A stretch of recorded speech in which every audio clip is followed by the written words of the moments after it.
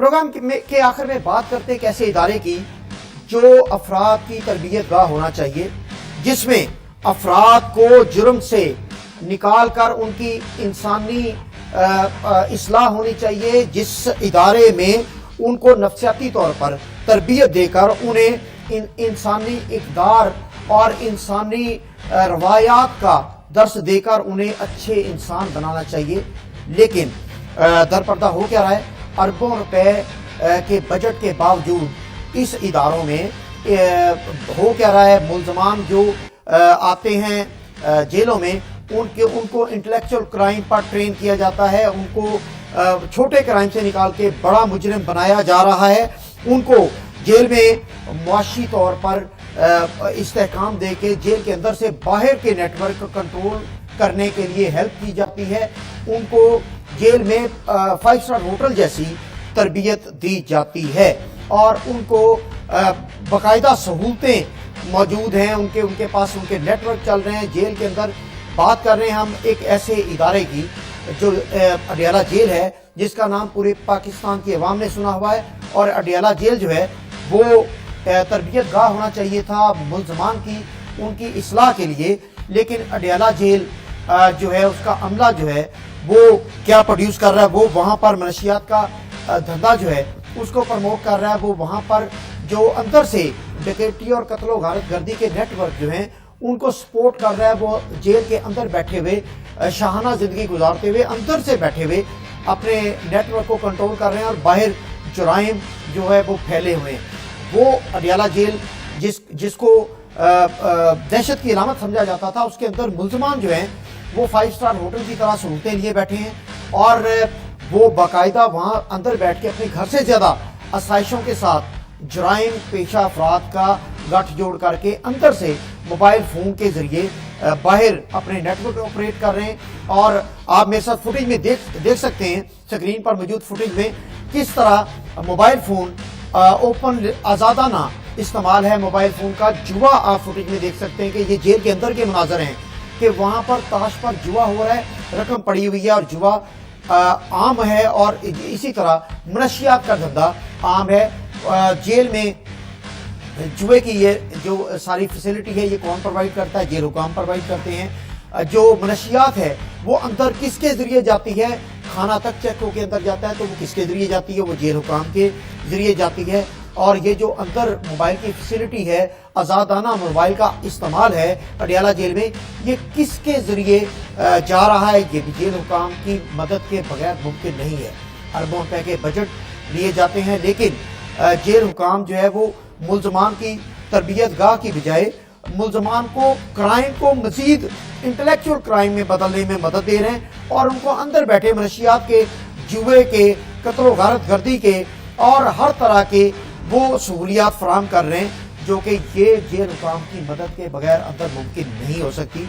लेकिन जेल हुकाम के अंदर ये सारी वो काली भेड़ें जो हैं वो ये सारी जेल के अंदर के आप नाज़र देख रहे हैं, वो किस तरह वो जेल हुकाम मुल्ज़मान को अंदर वो सहूलतें दे रहे हैं, 5 स्टार होटल की तरह ज़िंदगियाँ गुजार रहे हैं वो अंदर और अंदर ही बैठे अपना नेटवर्क चला रहे हैं। आपने उस्मान खोखर का नाम सुना होगा जो कि ताजी खोखर मरहूम का भतीजा है और नुमान खोखर का बेटा है।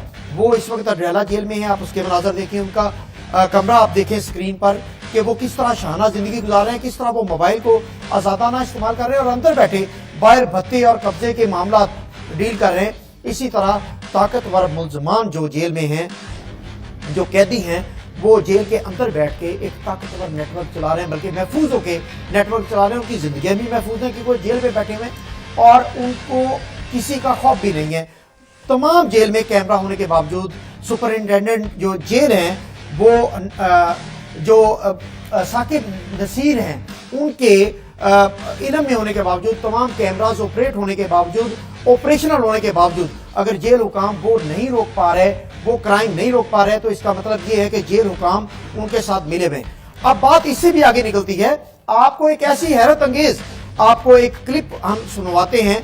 एक शख्स जिसका भाई जेल के अंदर है और वो जेल के अंदर एक नया कारोबार शुरू हो चुका है अडियाला जेल में, चक्की में, जिसे हम कहते हैं कसूरी, जो उर्फ आम में काल कोठरी कही जाती है, उसमें मुल्ज़मान को डाल दिया जाता है اور اس کو واپس نکالنے کے لیے اس کے ورثہ سے, ان کے لواحقین سے لاکھ لاکھ 1.5 لاکھ روپے مانگے جاتے ہیں. یہ ایک ایسا کاروبار ہے جس پر کوئی را مٹیریل نہیں لگ رہا.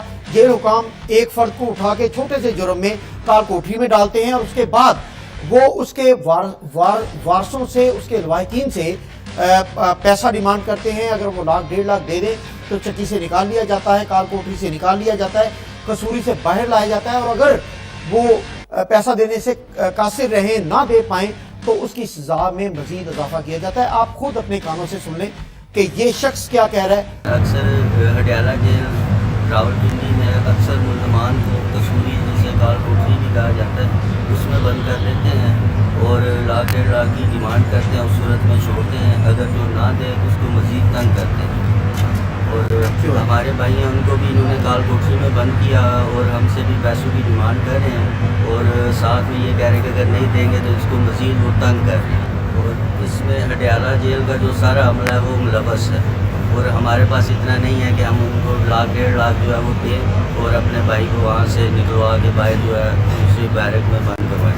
ہمارے بھائی ان کی سزا مکمل ہو چکی ہے, بلکہ 6 ماہ اوپر انہوں نے کاٹ لی ہے. اور جب بھی ہم ان سے رہائی کی جو ہے ڈیمانڈ کرتے ہیں تو یہ آگے سے مزید کہتے ہیں جی ہمارے ابھی پیچھے سے آرڈر نہیں ہوئے, جب آرڈر ہوں گے تو اس صورت میں ان کو رہا کریں گے. ہمیں 13 سال ہو گئے, جب بھی بھائی سے ملاقات کے لیے جاتے ہیں ہفتے 10 دن کے بعد, تو اس میں جب سامان اندر بھیجنا ہو تو اس کے الگ پیسے ہوتے ہیں اور ملاقات کے لیے الگ پیسے. باہر سے لے کے اندر تک ہر گیٹ کے اوپر پیسے دینے پڑتے ہیں. اور جب بھی بھائی سے ملاقات کے لیے جاتے ہیں اور وہ ہمیں بتاتے ہیں کہ اندر جو بڑے قیدی ہیں, جو امیر لوگ ہیں, پیسے والے, وہ پیسے دے کے ہر سہولت جو ہے وہ لے لیتے ہیں, لیکن جو غریب طبقہ ہے اس کو بہت تنگ کرتے ہیں اور اس کی کسی سے بات بھی نہیں کرنے دیتے.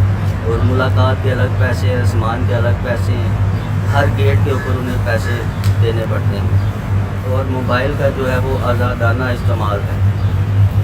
اور بھائی ہمیں یہ بھی بتاتے ہیں کہ اندر جو بڑے لوگ ہیں وہ اندر ہر قسم کا مطلب جوا وغیرہ, نشہ, یہ وہ سب انہیں ملتا ہے.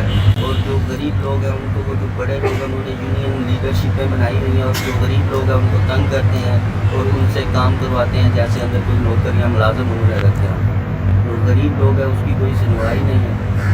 اور جو غریب لوگ اندر اپنے ورثہ سے پیسے لیتے ہیں, اس میں اندر جو بڑے لوگ یعنی کہ بدماش ٹائپ کے جو لوگ ہیں وہ ان غریبوں سے چھین کر اور اسی سے جوا وغیرہ کھیلتے ہیں. اس میں اس جوئے کروانے کے عمل میں جیل کا عملہ بھی شامل ہے. اور جو امیر لوگ ہیں ان کو اندر VIP کی طرح, ہوٹلوں کی طرح جو ہے ساری فیسلٹیز دی جاتی ہے. ٹی وی بھی لگے ہوئے ہیں, موبائل یوز کر سکتے ہیں, بستر اعلیٰ قسم کے ہیں. اور لیکن جو غریب طبقہ ہے اس کو اندر سونے کے لیے چادر بھی نہیں ہے. اور یہاں تک کہ کئی ایسی بارک ہے کہ جہاں پہ پنکھے تک بھی نہیں ہیں, لیکن جو امیر ہیں ان کے لیے ہر سہولت موجود ہے. اور جیل میں کیا اعلیٰ حکام سوئے میں اس شخص نے IG پنجاب اور ہوم منسٹر کے نام ایک خط بھی لکھا اور ایک درخواست دی. اس نے کہا کہ میرے بھائی کو کال کوٹری میں ڈال دیا گیا اور ہم سے 1.5 لاکھ روپے کی ڈیمانڈ کی جا رہی ہے, اور یہ ڈیمانڈ پوری نہ ہونے پر, ہم غریب لوگ ہیں, ہم یہ ڈیمانڈ پوری نہیں کر رہے, اور یہ ڈیمانڈ پوری نہ ہونے پر بھائی کو اس کو مزید سزا دی جاتی ہے تاکہ وہ ہم تک پیغام دے. اور بھی بہت کچھ انکشاف کر رہے ہیں. وہ کہہ رہے ہیں کہ جیل کے اندر جو طاقتور افراد ہیں, جو وارث دے کے جاتے ہیں جیل قیدیوں کو پیسہ, وہ ان سے چھین لیتے ہیں اور وہ جوئے میں لگا دیتے ہیں. وہ اندر سے بیٹھ کے کمزور قیدیوں پر تشدد کرتے ہیں اور ان سے پیسہ چھین لیتے ہیں, جو ان کے گھر سے کھانا آتا ہے وہ چھین لیتے ہیں. یہ جیل ہے یا کرائم یا جرائم کی تربیت گاہ ہے. اور پنجاب جو گڈ گورننس کے دعوے دار ہیں, پنجاب جو ہے وہ ایسا صوبہ ہے جس میں وہ کہتے ہیں کہ ہم بہت اچھی مینیج کر رہے ہیں جیل. لیکن جو IG پنجاب ہیں ان سے میں نے جب استفسار کیا, انہوں نے پروگرام میں آنے کا کہا. اسی طرح جو IG پنجاب شاہد سلیم بیگ صاحب ہیں وہ اب لائن پر نہیں آ رہے, وہ اس پر اپنا موقف نہیں دینا چاہ رہے اور فون بھی نہیں اٹھا رہے. اور اس کے بعد جو زابر حسین وڑائش صاحب جو ہیں ان کو بھی میں نے پیغام دیا. میں نے ان سے کہا کہ آپ کے سربراہ ہیں, آپ منسٹر ہیں, آپ کے لیے بہت اہم معاملہ ہے, لیکن انہوں نے بھی اس پر موقف دینے سے اجتناب کیا ہے. تو یہ موقف دینے سے اجتناب کرنے کا مطلب یہ ہے کہ وہ اس جرم کو قبول کر رہے ہیں.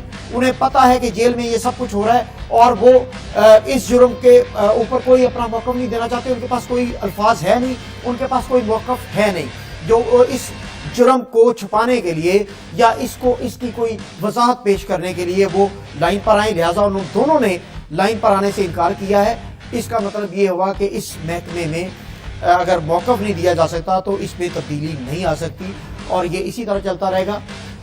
پنجاب میں 43 جیلیں ہیں، سب میں یہی ہو رہا ہے، لیکن جو جیل حکام ہیں انہوں نے کیمرہ ہونے کے باوجود آنکھیں بند کی ہوئی ہیں، اور جو اعلیٰ قیادت ہے وہ اس پر موقف نہیں دینا چاہتے۔ پروگرام میں اب تک اتنا ہی، مجھے دیجیے اجازت، اللہ حافظ۔